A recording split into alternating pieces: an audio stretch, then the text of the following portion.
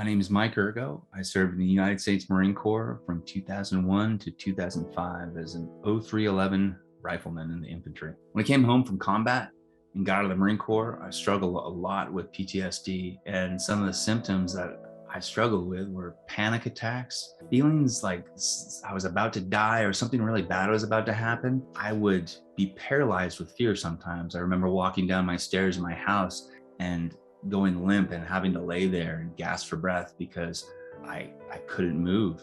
I was just filled with fear. I remember driving to school to community college and having my hands sweat, my whole body have cold sweats and feel like I was about to die, not knowing why this was happening. And I'd turn around and go home. I'd also have thoughts that would repeat, just things I'd seen in combat that would play over and over and over again on a loop in my mind. I think PTSD is an injury and a disorder. It's something that, like any other wound that is incurred on the battlefield, it's something that can heal, but there's still going to be a scar, and it requires a lot of treatment. It's not going to get better on its own. Since I got back from Iraq, I noticed I had PTSD and came to realize it as PTSD. I tried a lot of things to get rid of these symptoms or make them better, have a higher quality of life. After a few years, I stopped drinking alcohol altogether, stopped doing any kind of drug, including cannabis. I got in shape. I started running, biking, swimming, going as far to do extreme,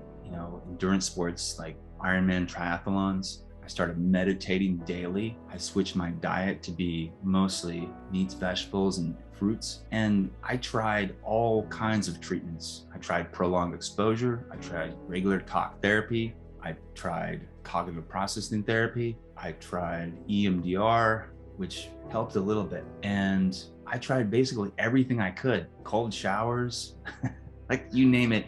And I would try it to try to get better. And including medication. So incrementally, I'd get a little bit better, but then something would happen and I felt like I was just reset back to square one.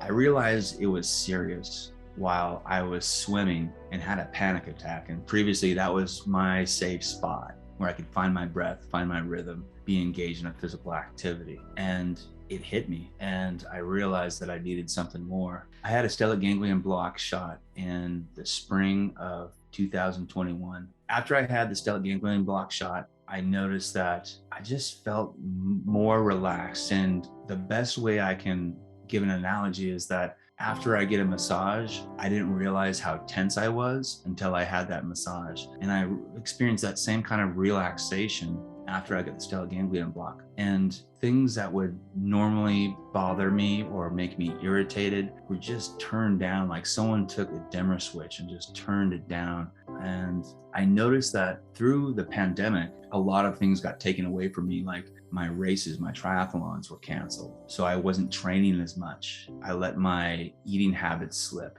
And so other things that I was previously doing just to tread water and stay afloat, this system I created for wellness, it kind of fallen apart. But despite all that, I still felt pretty good. And that was just after the Stellate Ganglion Block. And there was no build-up period. It just started as soon as I left the office. When I went in to get the Stellate Ganglion Block, I was expecting a little more of a workup and a little more of a recovery time. I chose a twilight sedation. So I was conscious, but don't remember too much of it. I remember the idea of getting a shot, but I don't remember any kind of pain, and there was no discomfort at all. And it was the most casual thing. It was professional, but it was just so easy. And afterwards, I sat there for maybe 20 minutes until, some of the anesthesia had worn off, and I had a friend drive me home. So it was, I'd say, less invasive than getting a cavity filled. I think that everybody who's suffered trauma and carries that with them today should know about the Stellate Ganglion Block, because all of this suffering and all of this heartache and